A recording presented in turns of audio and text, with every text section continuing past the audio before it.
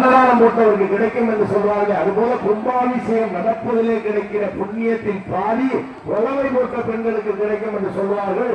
உழவை நீங்கள் தான் போட வேண்டும். கருணாழ்வார் வந்துவிட்டார். நல்ல அருமையா எல்லாரும் சேர்ந்து அருமையா மாதவன் சீதரன் மதுசூதன் வாத்திய வாசிங்க குழவை போடுங்க.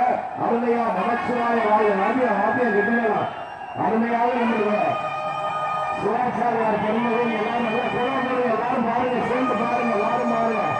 நம்முடைய சிவாச்சாரியார் பெருமகள் எங்கள் கவசத்தில் அங்கே புஷ்பங்களை சாத்தி கொண்டிருக்கிறார்கள். இதோ நீங்கள் அவரோடு எதிர்பார்த்துக் கொண்டிருக்கிற ஐயனார் சுவாமியும் மகா கும்பாபிஷேக பெருஞ்சான்று பெருவிழா வைபவமான நடைபெறும். தொடர்ந்து ஒவ்வொரு தெய்வங்களுக்கும் கோபுர கலச கும்பாபிஷேகமானது வரிசையாக நடைபெறும். பார்வதி கேட்டு மேல சகல வாக்கியம் சத்யோஜாதம்